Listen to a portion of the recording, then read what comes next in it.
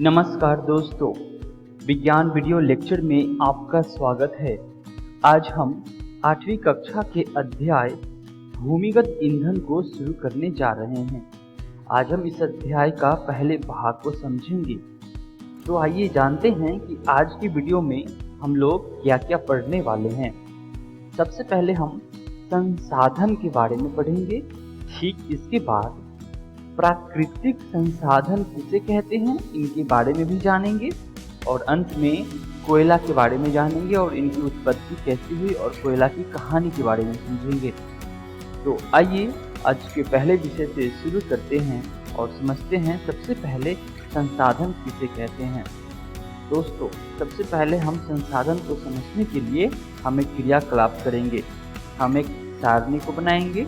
सारणी में पहले स्तंभ में हम प्राकृतिक संसाधन के बारे में लिखेंगे और दूसरे स्तंभ में ऐसे संसाधन के बारे में लिखेंगे जो मानव निर्मित है, यानी कि मनुष्यों द्वारा बनाया गया है। पहले स्तंभ में हम अपने दैनिक जीवन में उपयोग होने वाली संसाधन का नाम लिखेंगे जो प्राकृतिक रूप से हमें उपलब्ध हैं, जैसे कि वायु, जल, मृदा, खनिज पदार्थ। वहीं दूसरे स्तंभ में हम मानव निर्मित संसाधन लिखेंगे जो हम आए दिन अपने दैनिक जीवन में इस्तेमाल करते हैं, जैसे कि छाता, मोबाइल फोन, कैंची, चम्मच। तो इस तरह से हम दोनों संसाधन को वर्गीकृत कर लिए हैं। तो इस तरह से संसाधन दो प्रकार के होते हैं, प्राकृतिक संसाधन और मानव निर्मित संसाधन, जिसे आप चित्र में देख रहे हैं। दोनों का हमारे दैनिक जीवन में बहुत ही उपयोग है, क्योंकि वायु, जल, मृदा और खनिज पदार्थ ये सभी प्रकृति द्वारा उपलब्ध कराए जाते हैं। इस तरह से ये प्राकृतिक संसाधन कहलाते हैं। अब हमारे मन में प्रश्न यह उठता है कि क्या हम अपने सभी प्राकृतिक संसाधनों का निरंतर उपयोग कर सकते हैं? तो आइए हम इसका उत्तर जानते हैं। प्रकृति में विभिन्न संसाधनों की उपलब्धता की दृष्टि से प्राकृतिक संसाधनों को व्यापक रूप से दो वर्गों में बांटा जा सकता है।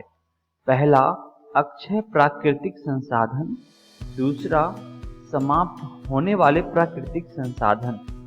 आइए हम इसे बारी बारी से समझने की कोशिश करते हैं। सबसे पहले हम समझेंगे अक्षय प्राकृतिक संसाधन के बारे में। दोस्तों, ये ऐसे संसाधन होते हैं जो प्रकृति में असीमित मात्रा में उपस्थित हैं और मानवीय क्रियाकलापों से समाप्त होने वाले नहीं हैं। उसे अक्षय प्राकृतिक संसाधन कहते हैं, जैसे कि सूर्य का प्रकाश, वायु इत्यादि। इस तरह से हम अक्षय प्राकृतिक संसाधन के बारे में जान चुके हैं। आइए अब हम जानेंगे समाप्त होने वाले प्राकृतिक संसाधन के बारे में।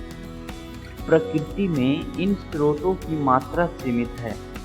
ये मानवीय क्रियाकलापों द्वारा समाप्त हो सकते हैं।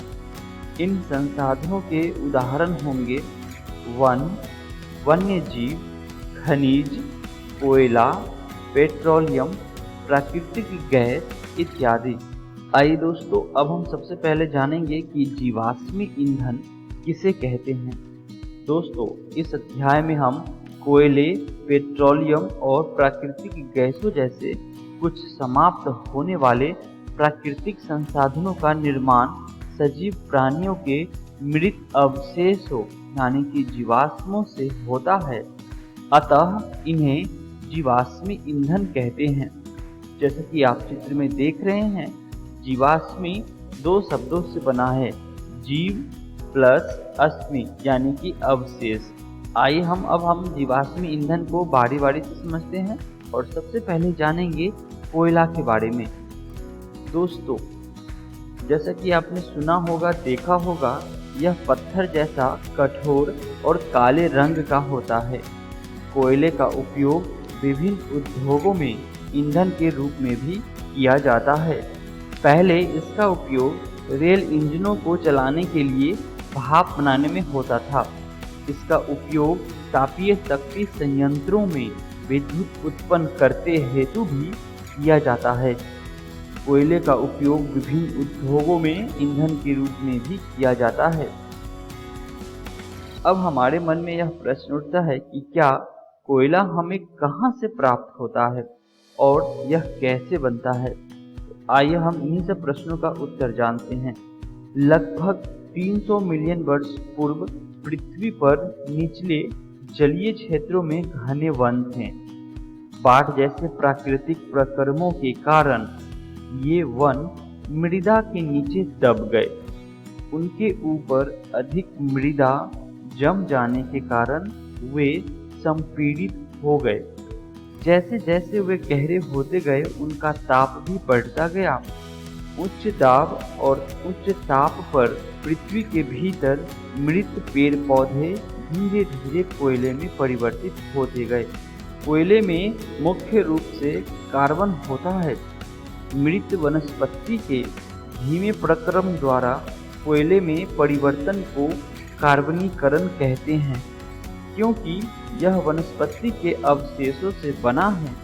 अतः कोयले को जीवाश्म ईंधन भी कहते हैं।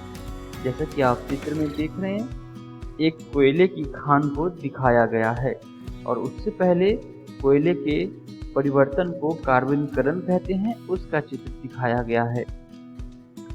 वायु में गर्म करने पर कोयला जलता है और मुख्य रूप से कार्बन डाइऑक्साइड गैस उत्पन्न करता है। उद्योग में कोयले के प्रक्रमण द्वारा कुछ उपयोगी उत्पाद प्राप्त किए जाते हैं, जैसे कि कोक, कोल तार और कोयला गैस। आइए हम इन्हीं को बारी बारी से समझते हैं और सबसे पहले जानेंगे कोक के बारे में। दोस्तों, यह एक कठोर, सरंध्र और काला पदार्थ है। यह कार्बन का लगभग शुद्ध रूप है। कोक का उपयोग इस्पात के औद्योगिक निर्माण और बहुत से धातुओं के निष्कर्षण में किया जाता है। आइए दोस्तों, अब हम समझेंगे कोल तार के बारे में। जैसा कि हमने देखा है, सुना है, यह एक अप्रिय गंध वाला काला गाढ़ा द्रव होता है। यह लगभग 200 पदार्थों का मिश्रण होता है। कोल तार से प्राप्त उत्पादों का उपयोग प्रारंभिक पदार्थों के रूप में दैनिक जीवन में काम आने वाले विभिन्न पदार्थों के औद्योगिक निर्माण में तथा उद्योगों जैसे कि संश्लेषित रंग, औषधि, विस्फोटक, सुगंध, प्लास्टिक, पेंट, फोटोग्राफिक सामग्री, छत निर्माण सामग्री इत्यादि में होता है। रोचक तथ्य यह है कि मौत और अन्य कीटों को भगाने हेतु प्रयोग में लाई जाने वाली नेफ्थलीन की गोलियां भी कोल तार से प्राप्त की जाती है। जैसा कि आप दाएं वाले चित्र में देख रहे हैं, आजकल पक्की सड़कों के निर्माण में कोल तार के स्थान पर एक पेट्रोलियम उत्पाद यानी कि बिटुमेन का प्रयोग किया जाता है। तो इस तरह से हम कोल तार के बारे में जान चुके हैं। आइए हम जानते हैं कोयला गैस के बारे में। दोस्तों, कोयले के प्रक्रमण द्वारा कोक बनाते समय कोयला गैस प्राप्त होती है। यह कोयला प्रक्रमण संयंत्रों के निकट स्थापित बहुत से उद्योगों में ईंधन के रूप में उपयोग की जाती है। तो इस तरह से हम कोयला गैस के बारे में भी जान चुके हैं। इस तरह से हम इस वीडियो के सारे विषयों का अध्ययन कर चुके हैं। आइए एक बार फिर से जानते हैं कि आज के वीडियो में हमने क्या क्या सीखा है। सबसे पहले हम संसाधन के बारे में समझा, उसके बाद प्राकृतिक संसाधन किसे कहते हैं इनके बारे में भी जाना, और अंत में कोयला कैसे बनता है और किसे कहते हैं इनके बारे में भी चर्चा किया। आइए जानते हैं कि अगली वीडियो में हम लोग क्या क्या पढ़ने वाले हैं। दोस्तों, अगली वीडियो में हम सबसे पहले पेट्रोलियम के बारे में पढ़ेंगे, ठीक उसके बाद प्राकृतिक गैस के बारे में समझेंगे और अंत में कुछ प्राकृतिक संसाधन सीमित हैं उनके बारे में भी हम चर्चा करेंगे। आशा करता हूँ कि आप सभी को आज का वीडियो अच्छे से समझ में आए होंगे। इस अध्याय को विस्तार पूर्वक पढ़ने के लिए और समझने के लिए आप JCERT की 8वीं कक्षा की विज्ञान पुस्तक से अध्याय भूमिगत ईंधन से पढ़ सकते हैं। मिलते हैं अगली वीडियो में अध्याय के दूसरे भाग में। धन्यवाद।